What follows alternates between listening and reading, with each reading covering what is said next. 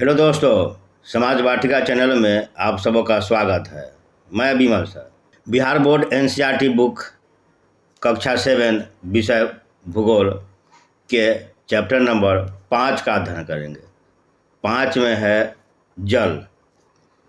तो अब सीधे चलते हैं अपने 5 नंबर अध्याय जल पर।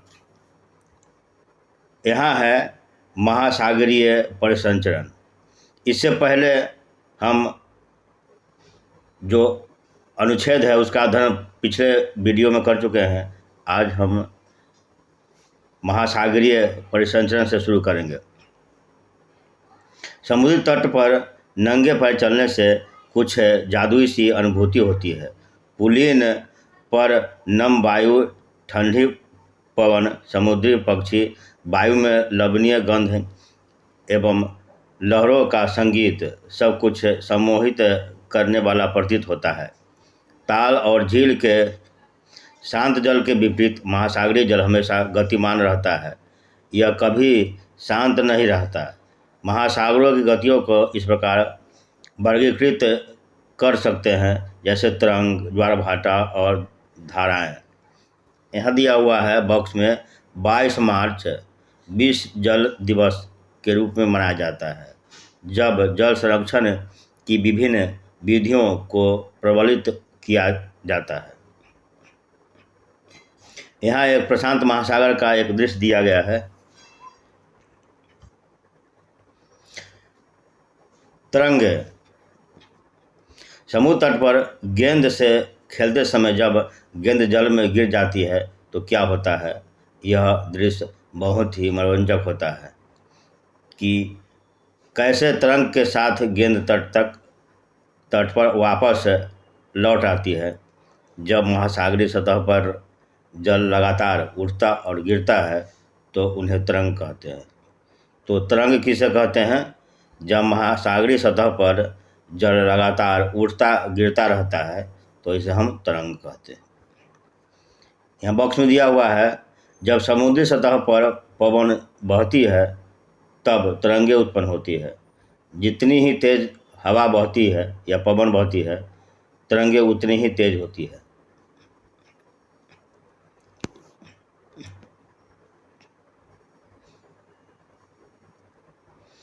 तूफान में तेज वायु चलने से विशाल तरंगें उत्पन्न होती है, जिसके कारण अत्यधिक विनाश हो सकता है।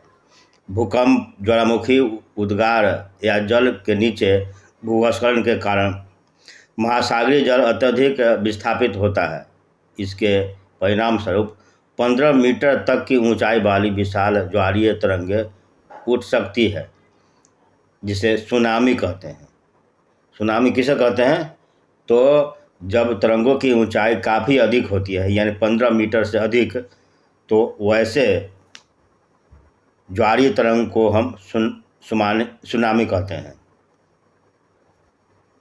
वैसे ज्वारीय तरंग को हम सुनामी कहते हैं।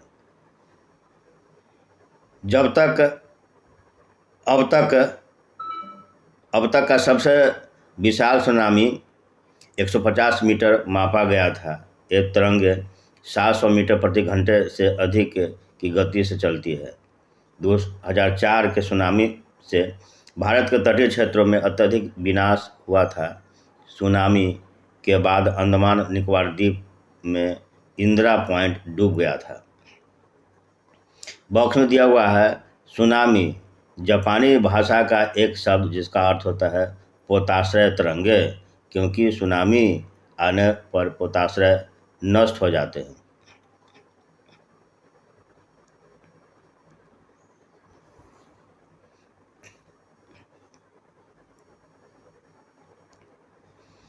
सुनामी पृथ्वी का तांडव। 26 दिसंबर 2004 को हिंद महासागर में सुनामी तरंगे अथवा पोताश्रय तरंगे के कारण अत्यधिक विनाश हुआ।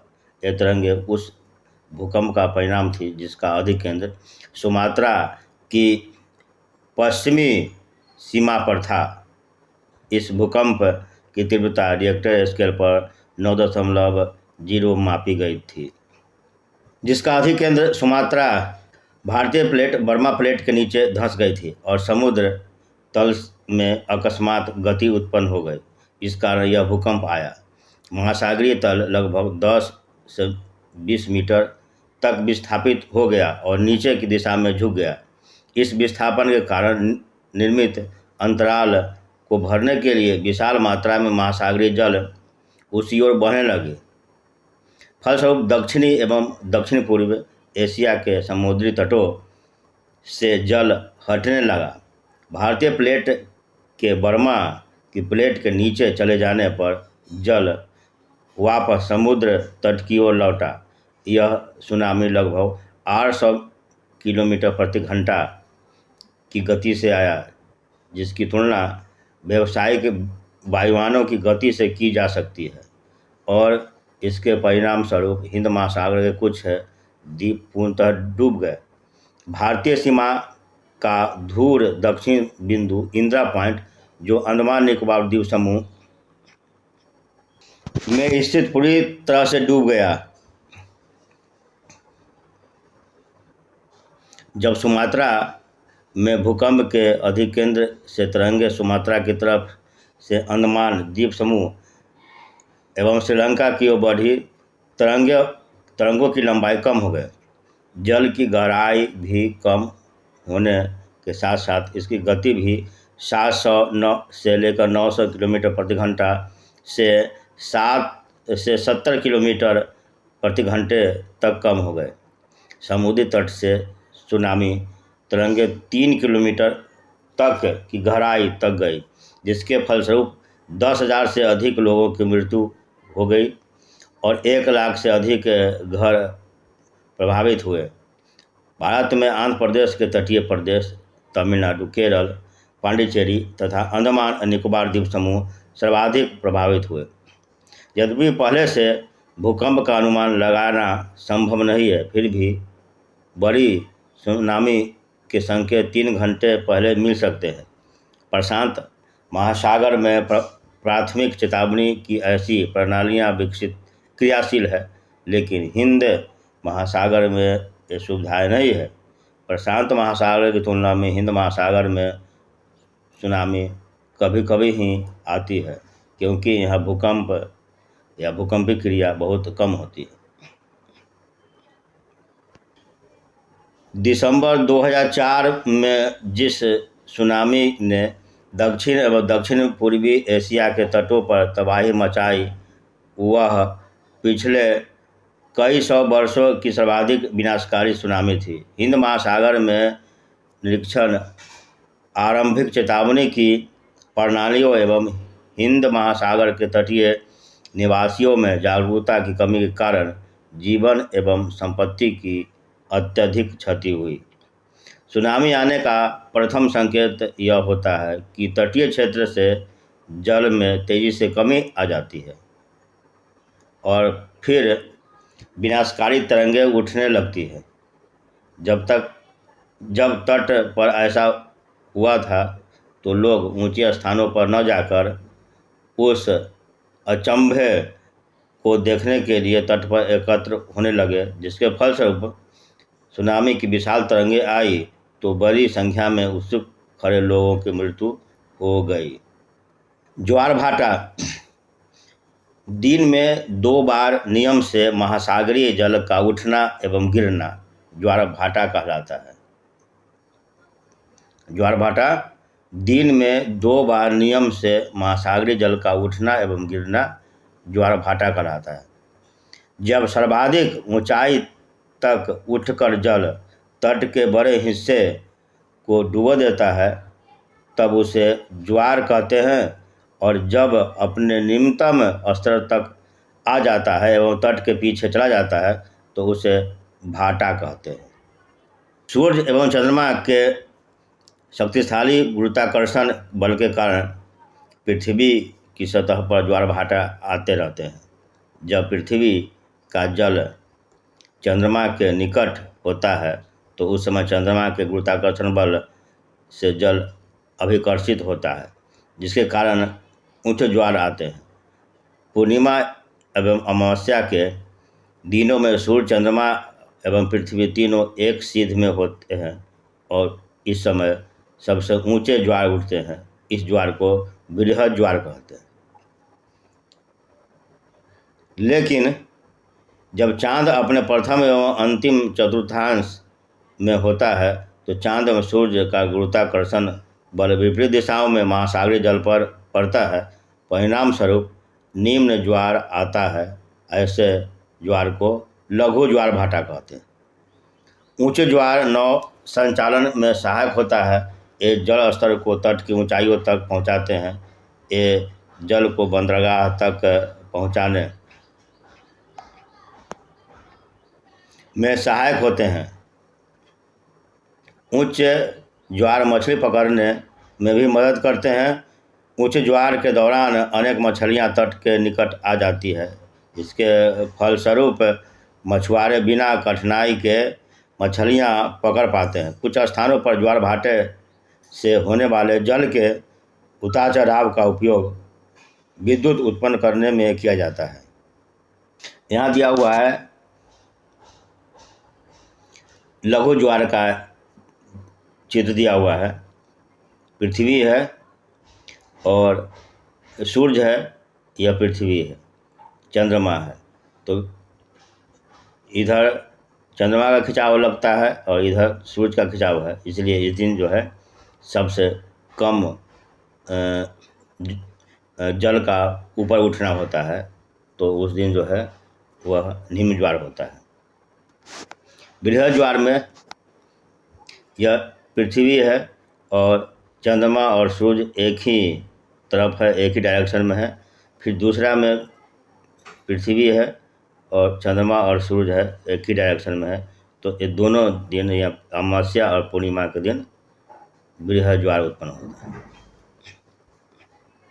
क्रियाकलाप में दिया हुआ है एक बाल्टी को नल के पानी से 3/4 भरे। बाल्टी के एक ओर निमज्जन छड़ डालकर पानी को गर्म करें।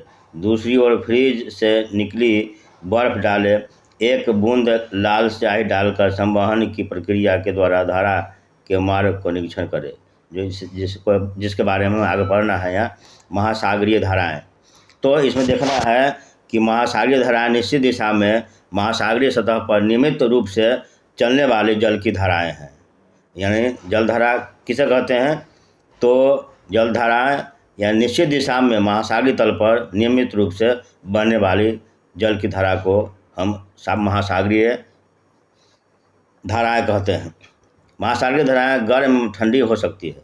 सामान्यतः गर्म महासागरीय धाराएं भूमध्य रेखा के निकट से उत्पन्न होती है एवं ध्रुव की ओर प्रभावित होती है। ठंडी धाराएं ध्रुव एवं उच्च अक्षांशों से उष्णकटिबंधीय एवं निम्न अक्षांशों की ओर प्रवाहित होती है। लेब्राडोर महासागरीय धाराएं शीत जलधाराएं हैं, जबकि गल्फ स्ट्रीम गर्म जलधाराएं होती है। महासागरीय धाराएं किसी क्षेत्र के तापमान को प्रभावित करती है। गर्म धाराओं से स्थलीय सतह का तापमान गर्म हो जाता है। जिस स्थान पर गर्म एवं शीत धाराएं मिलती है वह स्थान विश्व भर में सर्वोत्तम मत्स्य क्षेत्र माना जाता है। यानी जहाँ गर्म और ठंडी जलधाराएं मिलती हैं वहाँ का जो क्षेत्र होता है वह मछली उत्पादन के लिए सर्वश्रेष्ठ माना जाता है। जापान के आसपास एवं उत्तरी अमेरिका के पूर्वी तट पर इसके कुछ उदाहरण है। यहाँ दिया हुआ है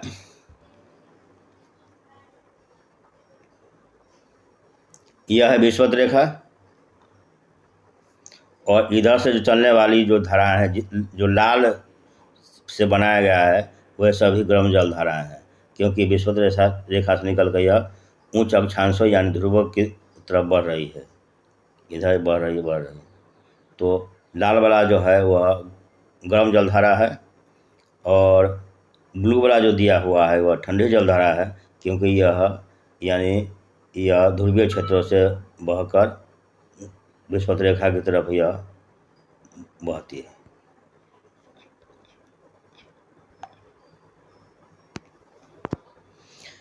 जहाँ गर्म एवं ठंडी जलधाराएं मिलती है वहाँ कोहरे वाला मौसम बनता है, जिसके फलस्वरूप नौका संचालन में बाधा उत्पन्न होती है। तो इस प्रकार इसी के साथ यह चैप्टर समाप्त होता है और आगे जो अभ्यास है उसके लिए हम और अन्य दूसरे वीडियो में हम आएंगे और इन अभ्यास के प्रश्न उत्तरों को हम लोग देखेंगे, इसका समाधान करेंगे। तो इसी के साथ हम अब इस वीडियो को समाप्त करते हैं, लेकिन जाते जाते आपसे अनुरोध है कि इस वीडियो को आप शेयर करें और लाइक करें तथा इस चैनल को आप सब्सक्राइब करें।